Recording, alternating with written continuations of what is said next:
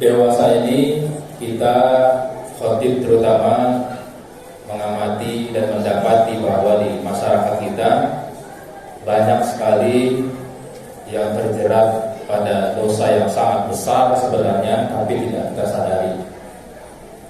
Dan dosa yang besar ini dampaknya bukan hanya nanti di akhirat, tapi juga di dunia sudah terlihat sekali dampaknya. Salah satu contoh kasusnya adalah beberapa bulan lalu ada seorang karyawan minimarket yang gantung diri. Dikarenakan apa? Setelah ditelusuri ternyata dia stres karena dia memikirkan hutangnya di pinjol, pinjaman online. Ada belasan aplikasi dan hutangnya lumayan banyak yang dia stres dan gantung diri. Atau kasus yang belum lama juga kita lihat di media, ada seorang anak muda yang sengaja melukai dirinya sendiri, terus merusak kendaraannya. Terus dia lapor kepada pihak kepolisian. Dia mengaku mendapatkan tindak kejahatan berupa perampokan. Setelah diselidiki ternyata laporannya palsu. Dia melakukan itu karena untuk menghindari tagihan pinjaman online. Atau di masyarakat kita sendiri, mungkin di antara kita sudah pernah mendengar atau mendapati masyarakat ada yang terjerat utang pinjol, pinjaman online. Khotib secara pribadi pun banyak sekali mendapati itu. Tak saudara, tak tetangga, kerabat, maupun masyarakat banyak sekali terdapati yang menjadi korban dari pinjaman online ini. Kita sebagai muslim harus paham, harus mengerti bahwa pinjaman online ini umumnya adalah berbasis riba. Baik yang legal maupun yang ilegal sama saja, dia berbasis riba. Dalam terminologi agama kita, riba ini termasuk dosa besar. Bahkan kalau kita lihat hadis-hadis Nabi maupun ayat-ayat Al-Quran, dosa riba ini mengelingkan pembalasan dari Allah Subhanahu wa Ta'ala. Ada satu hadis Nabi yang diriwayatkan oleh banyak sekali riwayat. Kata Nabi, dosa riba itu ada 70 tingkatan. Sedangkan yang paling ringan itu adalah seperti berzina dengan ibu kandung sendiri. Bayangkan zina dengan ibu kandung sendiri, itu dosa riba yang paling ringan. Dosa berzina, ketika hukum syariatnya dijalankan, ketika seorang bujang dan perawan melakukan zina, maka hukumannya adalah cambuk 100 kali dan diasingkan dari tempat tinggalnya. Ketika seorang yang pernah menikah, baik laki maupun perempuan yang berzina, maka hukum syariatnya adalah dirajam sampai meninggal. Begitu beratnya hukuman bagi orang pelaku zina. Sedangkan dosa riba yang paling ringan dosanya adalah seperti berzina dengan ibu kandung sendiri. Naudzubillah. Seperti apa dosanya? Atau hadis lain Nabi juga pernah bersabda, 1 dirham saja yang kita makan, dirham itu mata uang pada masa Nabi, yaitu perak sekitar 4, sekian gram. 1 dirham saja yang kita makan dengan sengaja dan kita sadar itu adalah uang riba, maka dosanya seperti 36 kali berzina. Naudzubillah. Sekali saja hukumannya adalah 100 kali jam.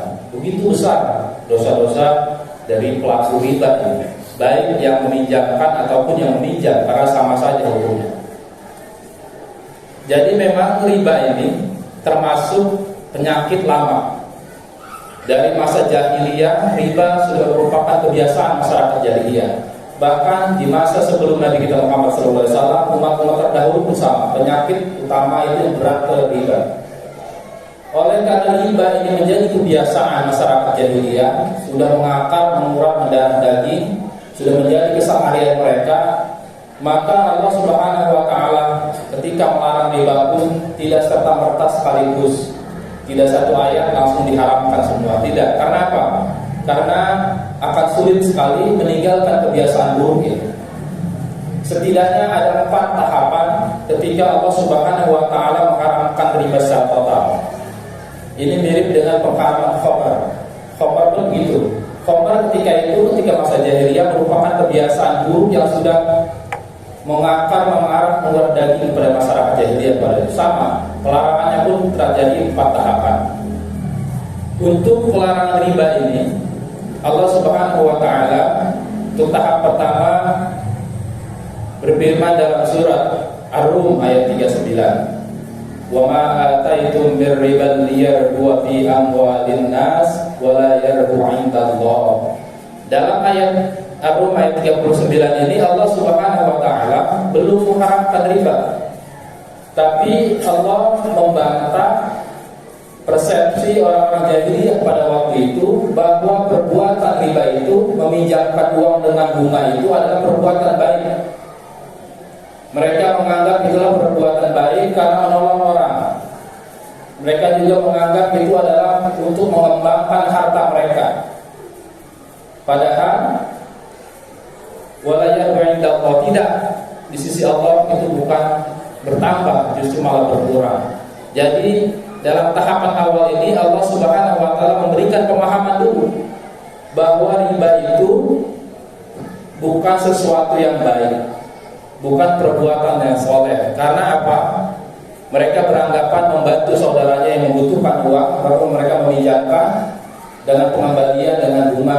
Mereka itu anggap sebuah kebaikan, padahal di sisi Allah itu bukan kebaikan.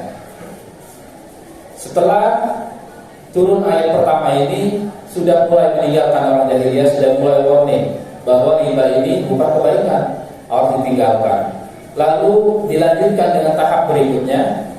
Allah Subhanahu wa taala menurunkan surat An-Nisa ayat 160-161. Ketika tadi tahapan pertama Allah Subhanahu wa taala memberikan pemahaman, pada tahapan ini Allah memberikan contoh, yaitu dulu orang-orang Yahudi dihukum oleh Allah Subhanahu wa taala. Salah satu hukumannya adalah mereka diharamkan makanan yang dulunya dihalalkan. Mengapa mereka sampai dihukum seperti itu? Karena wa akhdhihim riba, mereka mengambil riba. Ketika tahapan pertama Allah Subhanahu wa taala memberikan pemahaman, yang kedua ini Allah Subhanahu wa taala memberikan contoh, yaitu orang-orang Yahudi. Orang Yahudi ini memang unik. Mereka dalam agama mereka sama dengan kita, mereka diharamkan riba, tetapi mereka menafsirkannya bahwa yang diharamkan adalah sesama mereka. Ketika di luar orang Yahudi mereka berikan pinjaman dengan riba, mereka menganggap itu tidak apa-apa. Itulah yang terjadi sampai sekarang. Bank pertama diciptakan adalah orang-orang Yahudi yang konglomerat menciptakan bank, lalu mereka meminjamkan uang kepada masyarakat selain orang Yahudi, lalu mereka menarik bunga. Itulah sistem yang mereka ciptakan sampai hari ini ada, yaitu sistem bank yang merupakan berbasis ribawi. Lalu yang tahapan ketiga dalam surat Al-Imran ayat 30, ya ayyuhalladzina amanu la ta'kulur riba adha'afan mudha'afa. Baru di tahapan ketiga ini Allah Subhanahu wa taala sudah mulai melarang, janganlah kalian memakan riba, tetapi dengan syarat, yaitu adha'afan mudha'afa, dan berlipat-lipat. Sudah mulai diharamkan, orang sudah mulai meninggalkan karena sudah mulai paham bahwa riba itu tidak baik, bahwa riba itu bukan perbuatan amal soleh, dan dicontohkan orang Yahudi dihukum karena perbuatan riba. Dan yang ketiga ini sudah mulai ditinggalkan, yaitu riba yang berlipat-lipat. Beberapa minggu yang lalu ada seorang remaja putri yang curhat di media sosial. Dia pinjam di PayLater, berbelanja di PayLater cuma sebesar Rp400.000. Ketika jatuh tempo sebulan tidak dibayar, kena denda. Lalu bulan berikutnya tidak dibayar, kena denda. Sampai setahun uang 400.000 jadi belasan juta tagihannya. Inilah adha'afan mudha'afa, yang berlipat-lipat. Hutang yang awalnya sekian, ketika tidak mampu pada jatuh temponya, tidak mampu membayar, maka berlipat, berbunga, terus berbunga. Ini disebut dengan adha'afan mudha'afa. Hari ini kita dapati dalam belanja online ada disebut dengan PayLater. Ini biasanya remaja lebih akrab karena mereka lebih adaptif terhadap teknologi informasi. korbannya pun banyak sekali para remaja kita. Banyak orang tua yang terkaget-kaget ketika anaknya ternyata punya hutang pinjaman online sampai belasan bahkan puluhan juta. Bahkan Khotib mendapati ada seorang kawan yang hampir kehilangan rumahnya karena pinjaman online yang tagihan sampai puluhan juta. Lalu tahapan keempat, terakhir, barulah dengan turunnya ayat surat Al-Baqarah 278-279 ini total diharamkan. Ya ayyuhalladzina amanu taqullaha wa dharu ma baqiya minar riba in kuntum mu'minin. Fa illam taf'alu fa'danu biharbin minallahi wa rasulih. Orang-orang beriman tinggalkan sisa-sisa riba itu karena sudah jelas larangannya. Ketika kalian tetap mengambil riba, maka Allah dan Rasulnya akan memerangi kalian. Asbabun nuzul dari ayat ini adalah ketika orang-orang Taif di Mekah itu, ketika mereka sebelum menjadi orang Islam, mereka terbiasa beramaliyah itu bermuamalah dengan sistem riba. Dan ketika ayat-ayat warning pelarangan riba itu sudah mulai turun, mereka sudah tidak mau lagi membayar piutang mereka dengan hutang mereka dengan riba, atau tidak mau mengambil piutang mereka dengan riba. Dan ada sebagian masyarakat yang biasa meminjamkan itu mengadu kepada gubernur mereka, lalu diadukan kepada Nabi kita Muhammad SAW. Maka turunlah ayat ini, Al-Baqarah 278-279. Maka total diharamkan riba, besar ataupun kecil, mau berlipat ganda ataupun tidak, yang namanya riba adalah diharamkan oleh Allah Subhanahu wa taala. Dan kita ketika kita melakukan itu, fa illam taf'alu fa'danu biharbin minallahi wa rasulih. Kita sama saja menantang Allah Subhanahu wa taala dan Rasulnya untuk berperang. Artinya kita sebagai penentang yang jelas ketika kita tetap mengambil riba. Jadi riba ini memang penyakit dari zaman jahiliyah dan sekarang sudah mulai kembali marak dan sudah menjadi sangat biasa karena kemudahan teknologi yang setiap hari iklannya lewat pada handphone kita, iklan-iklan pinjaman online dengan bunga rendah, cicilan ringan dan sebagainya. Mudah-mudahan dengan khutbah yang singkat ini kita menjadi semakin paham, semakin sadar bahwa itu adalah riba.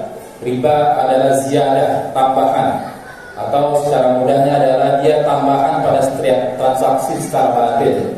Pinjaman ataupun jual beli yang mengandung tambahan batil, dia adalah riba. Karena riba itu terjadi pada dua transaksi biasanya, pinjam meminjam dan jual beli. Ketika pinjam meminjam ada riba qard dan ada riba jahiliyah. Pada jual beli ada riba fadl dan ada riba nasi'ah. Mudah-mudahan dengan khutbah yang singkat